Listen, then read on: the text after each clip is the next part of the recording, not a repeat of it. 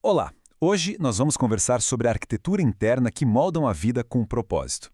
A gente vai usar como base o modelo Bom Viver para viver bem, para analisar as estruturas cognitivas, ou seja, as crenças que nos impulsionam na construção de uma existência mais plena, mais coerente. Para a gente entender bem esse assunto, nosso caminho vai seguir 5 etapas, tá bem? Primeiro, vamos diferenciar o que é uma vida com significado. Depois, a gente mergulha no poder das crenças. Em seguida, exploramos os 4 pilares que sustentam essas crenças, vemos como elas aparecem na prática e, no final, a gente fecha com um convite para reflexão. Então vamos lá, começando pela nossa primeira sessão. Ela é a base de toda a nossa análise, que é essa busca por um bem-estar que vai além daquela satisfação imediata, sabe? Olha só, a psicologia costuma separar o bem-estar em dois tipos. De um lado tem o bem-estar hedônico, que é focado no prazer, na satisfação do momento. Do outro tem o eudaimônico, que é o nosso foco aqui. O bem-estar eudaimônico tem a ver com construir uma vida com propósito, com crescimento, com a realização do próprio potencial. É um processo bem mais profundo e duradouro.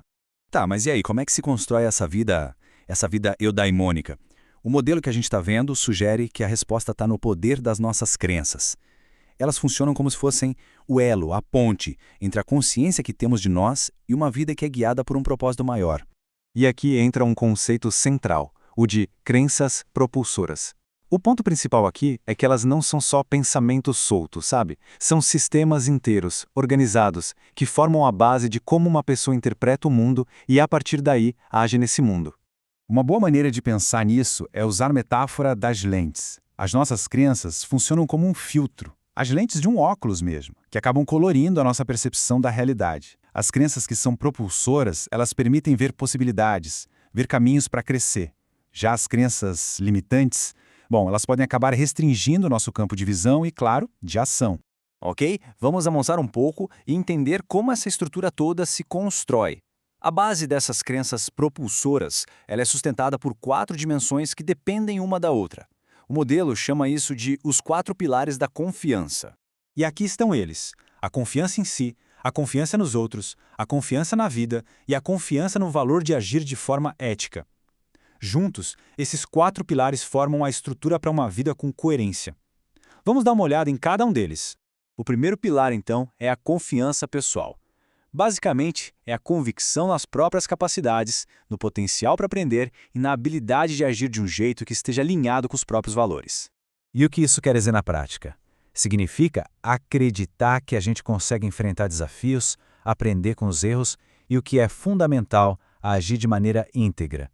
Essa é a base da autoeficácia, da resiliência, é o que nos permite seguir em frente com nossos objetivos. Agora, o segundo pilar. Ele expande o foco. A gente sai um pouco do eu para pensar no nós. É a confiança relacional.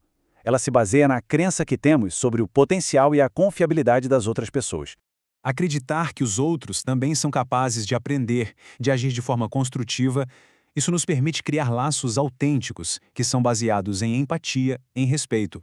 E veja bem, isso não é ser ingênuo, tá? É ter uma disposição para cooperar, o que acaba fortalecendo todo o tecido social.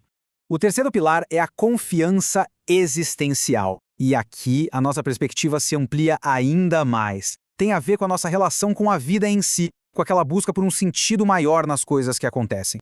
Sabe aquela ideia de encontrar alguma ordem mesmo no meio do caos? É por aí. A confiança existencial é a convicção de que toda experiência, seja ela boa ou ruim, traz algum aprendizado. Isso alimenta a esperança, a resiliência e permite que os desafios sejam vistos não como castigos, mas como oportunidades de desenvolvimento.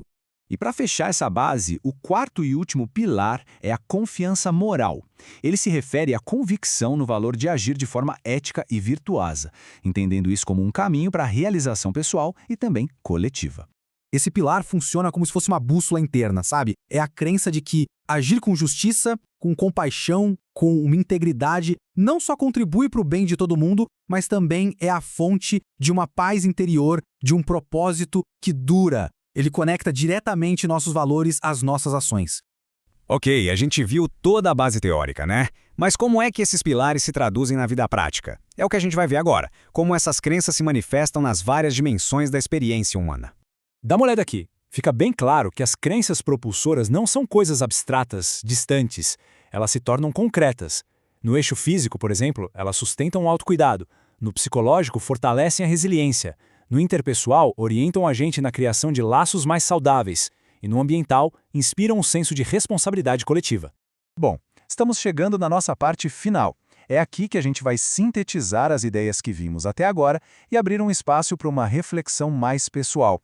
Então, o ponto mais importante de tudo isso é que estes 4 pilares da confiança, o pessoal, o relacional, o existencial e o moral, eles não funcionam sozinhos.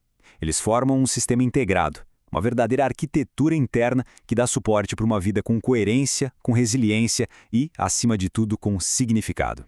E para concluir, fica esta pergunta. Não como uma busca por uma resposta certa, mas como um convite mesmo, um convite à autoobservação. Quais são as lentes que, neste momento, estruturam a percepção da realidade e do que é possível? Refletir sobre isso é o primeiro passo para compreender a arquitetura da própria vida.